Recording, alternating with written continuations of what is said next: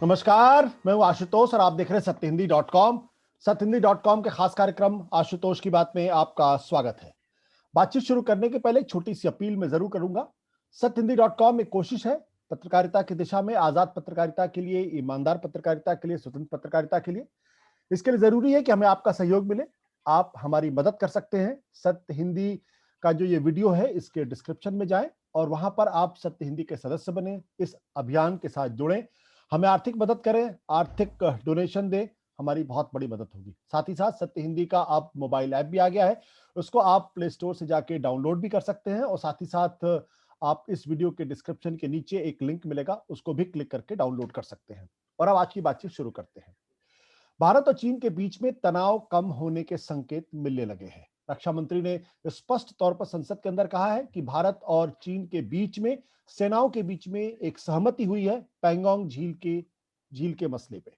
और वहां पर यह कहा गया है कि भारत जो है वो जो दोनों सेनाएं हैं वो अपनी अपनी जगहों पर वापस लौटेंगी। यानी चीन की जो सेना है वो फिंगर 8 पर अपने आप को महदूद रखेगी और जो भारत की जो सेना है वो फिंगर 3 के पास अपनी जगह पर महदूद रहेगी।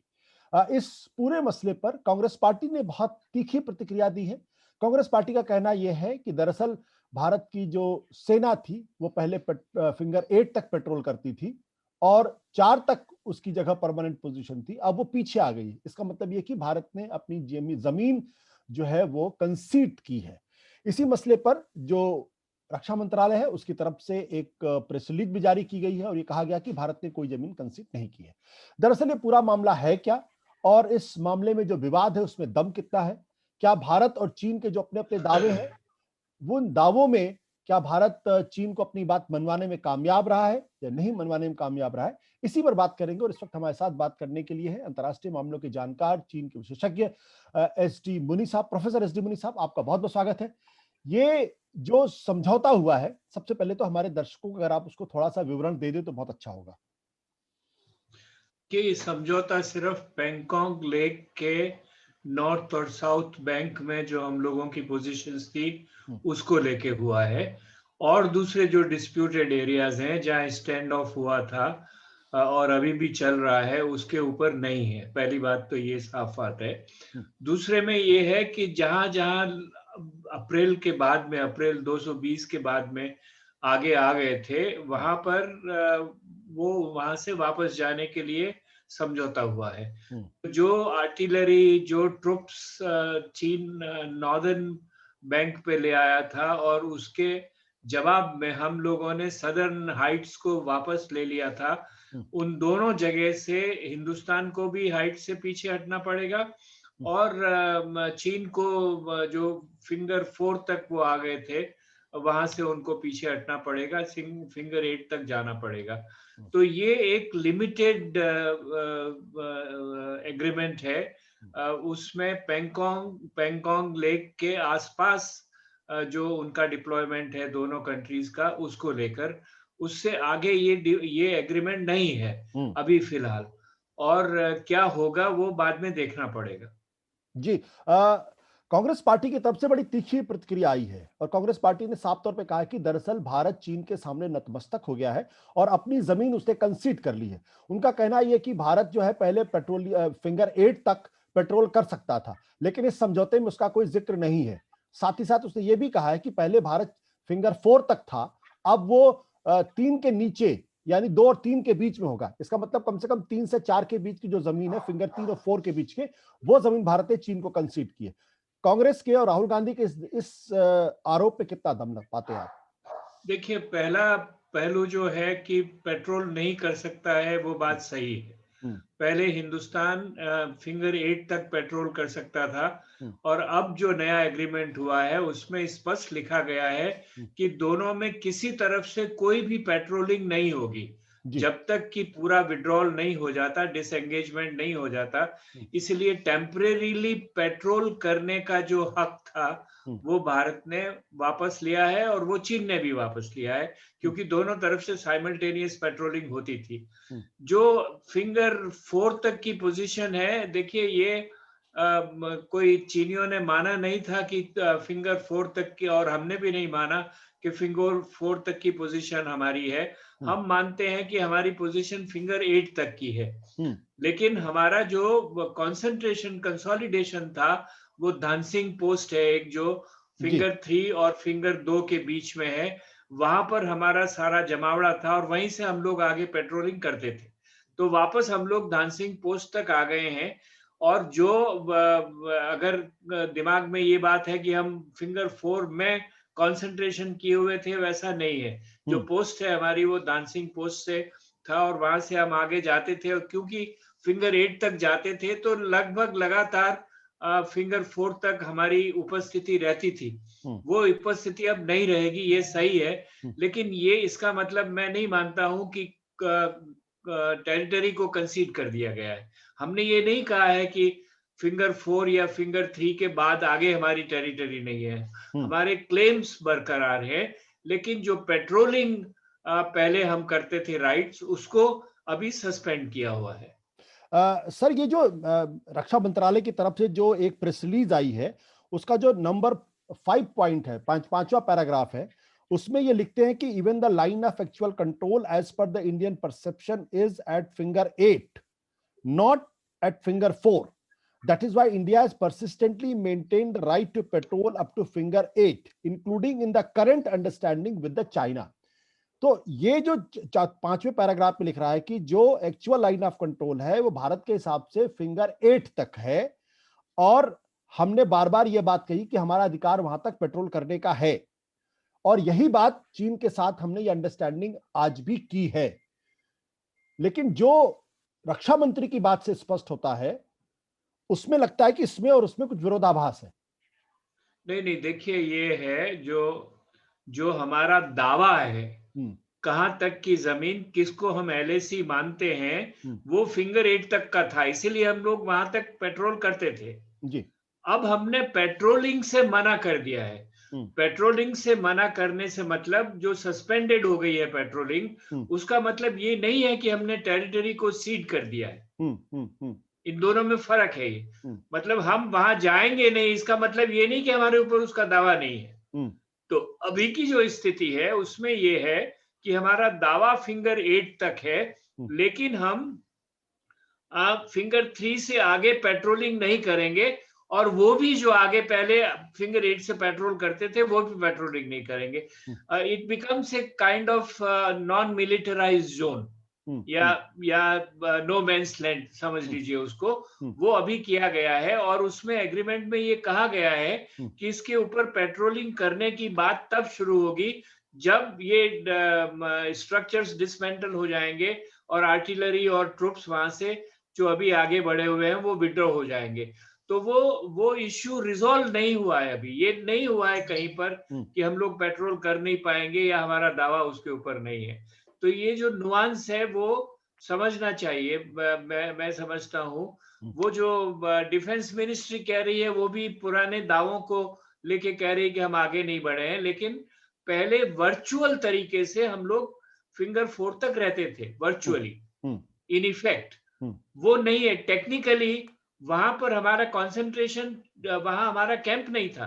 कैंप हमारा धन सिंह थापा वाली जो पोस्ट है वहां पर था, और वो कैंप रहेगा वहां पर। उससे आगे हम पेट्रोल करने नहीं जाएंगे, ये बात सही है। सर, इसमें एक चीज जो मेरी समझ में नहीं आ रही है वो ये कि पहले हम फिंगर 8 तक पेट्रोल कर सकते थे और करते थे, ऐसा डिफेंस मिनिस्ट्री ये भी कहती है। आज की तारीख में अब हम पेट्रोल फिंगर 8 तक पेट्रोल नहीं करेंगे। तो एक तरीके से ये पॉइंट कंसीड हमने किया। चाइना ने तो कुछ भी कंसीड नहीं किया। चाइना पहले भी फिंगर 8 तक था और वो कहता था कि आप फिंगर 4 तक नहीं आ सकते, मतलब आप फिंगर 4 के आगे नहीं आ सकते, ये चाइना कहता था। तो नहीं, देखिए, चीन फिंगर 8 तक था पहले, लेकिन उसके आगे पेट्रोल करने फिंगर 4 तक आता था वो जी। यही नहीं, फिंगर 4 और फिंगर 8 के बीच में उन्होंने कुछ स्ट्रक्चर्स भी बना लिए, डिफेंस स्ट्रक्चर्स भी, और उन्होंने इंडियन पेट्रोलिंग को रोक दिया था। 2-3 बातें हुई है, क्योंकि जब वो कंसंट्रेशन करके आ गए तो उन्होंने उस पेट्रोलिंग को, जो इंडिया की पेट्रोलिंग 4 फिंगर से आगे होना बंद हो गई, क्योंकि चाइनीज ने उसको रोक दिया। अब ना चाइनीज वहां पर रहेंगे ना इंडियंस वहां पर रहेंगे। अभी की पोजीशन विच इज टेम्परेरी, वो बाद में रिजॉल्व होगी, कैसे होगी ये देखना पड़ेगा। लेकिन अभी जो चीन ने कंसीड किया है कि जो स्ट्रक्चर्स उन्होंने फिंगर 4 और फिंगर 8 के बीच में बनाए हैं उनको डिसमेंटल करेंगे, और जो उनकी पोजीशन प्रेजेंस वहां तक है वहां से वापस फिंगर 8 तक ले जाएंगे। 4 से 8 तक करीब 8 किलोमीटर का डिस्टेंस है जिसको वो वहां से वापस विड्रॉ करेंगे। सर यही तो मैं जानना चाह रहा हूं कि वो फिंगर 8 से फिंगर 4 तक आए, वहां पे उन्होंने स्ट्रक्चर बनाया, यानी हमारी जमीन पे उन्होंने स्ट्रक्चर बनाया। जो भारत जो कहता है कि हमारी, जो हम क्लेम करते हैं, ये कहिए हमारा एलएसी जो है वो फिंगर 8 तक हम मानते हैं, हम पहले वहां तक पेट्रोल करते थे। चाइना अंदर आया, उसने फिंगर 4 पे हमको रोक दिया, इस बीच में उसने अपने स्ट्रक्चर बना लिए। तो एक तरीके से वो भारत की जमीन पर, जो भारत की समझ है एलएसी के, तो एलएसी भारतीय एलएसी के अंदर आया, वहां पर उसने अपने स्ट्रक्चर बनाया। अब वो वापस जा रहा है, अगर वापस जा रहा है तो उसने जो है जो उस जमीन पे जो वापस जा रहा है वहां पे भारत को आने के लिए वो तैयार नहीं है, और भारत को 4 तक ही अपने आप को रखना पड़ रहा है। तो इसका मतलब भारत ने जमीन कंसीड की, चाइना ने नहीं कंसीड की। चाइना तो जबरदस्ती घुस के आया था। पेट्रोलिंग कंसीड की है, जमीन कंसीड नहीं की है। मतलब उस पे अब हम जाएंगे नहीं ये कह रहे हैं, हम ये नहीं कह रहे हैं कि जमीन हमारी नहीं है। क्या फैसला होगा वो बाद में देखा जाएगा, वो मिलिट्री डिसाइड करेगी या पॉलिटिकली डिसाइड होगा। लेकिन जो हमने माना है वो ये है कि हाँ, पहले जहां हम पेट्रोल करते थे अब वहां हम पेट्रोल नहीं करेंगे। उसके बदले में चीन ने जो स्ट्रक्चर्स बनाए हैं वो डिसमेंटल करके वो लोग भी पीछे हटेंगे, ये एग्रीमेंट है। अब इसकी क्या उसके खिलाफ जो सदर्न नहीं, उस जो सदर्न बैंक है वहां हमें बहुत ज्यादा कंसीड करना है, क्योंकि हम लोगों ने बहुत स्ट्रेटेजिक हाइट्स वहां ले ली थी।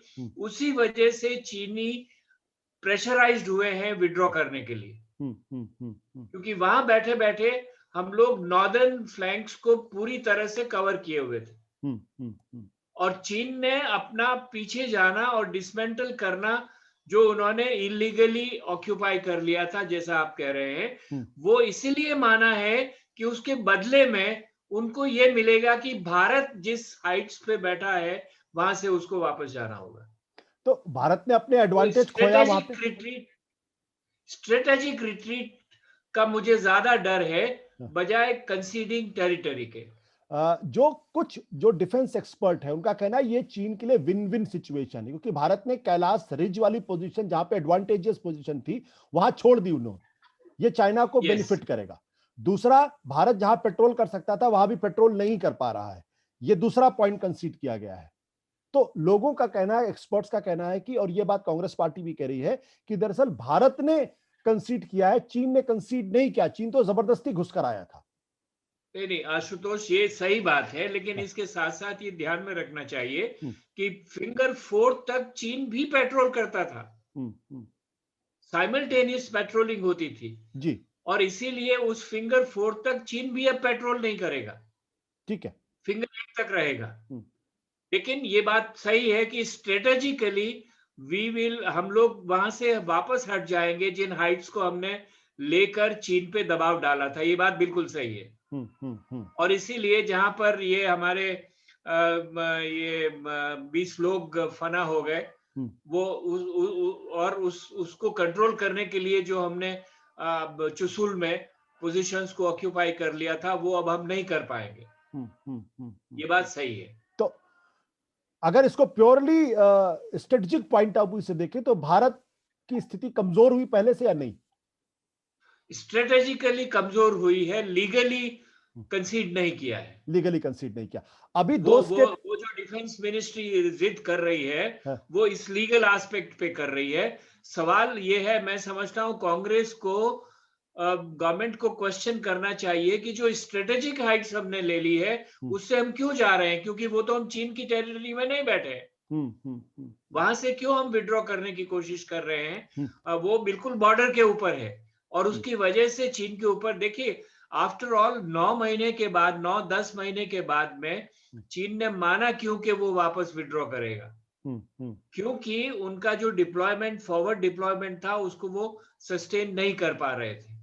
सस्टेन इसलिए नहीं कर पा रहे थे कि एक तो हमने जो रिस्पॉन्स दिया उसको उन्होंने एक्सपेक्ट नहीं किया, और दूसरा ये कि जो हाइट्स हमने ले ली उसकी वजह से उनका सारा जो ऑलमोस्ट कैंटोनमेंट बना रखा था उन्होंने नॉर्दर्न बैंक पे वाज एक्सपोज्ड कंप्लीटली, और हिंदुस्तान उसको कभी भी दखल दे सकता था। तो उनको समझ में आ गया कि यहाँ से बैठ के लड़ाई नहीं कर सकते वो, और इसी वजह से वो विड्रॉ कर रहे हैं। लेकिन जो जो पॉइंट हमारे प्रॉब्लमेटिक है हमारे लिए, वो एक तो ये कि स्ट्रेटेजिक हाइट से हट गए हैं हम, और सेकेंडली हमने एग्रीमेंट किया है सिर्फ इन 2 पोस्टों के लिए, जो पैंगोंग के नॉर्थ में और पैंगोंग के साउथ में। जो दूसरे एरियाज है जहां चीन 10, 12, 15 किलोमीटर देप्सांग में निकल आया, अंदर आ गया था, या ये जो गोगरा पोस्ट में आ गया था, हॉट स्प्रिंग की जो बात हो रही थी, वहां पर अभी भी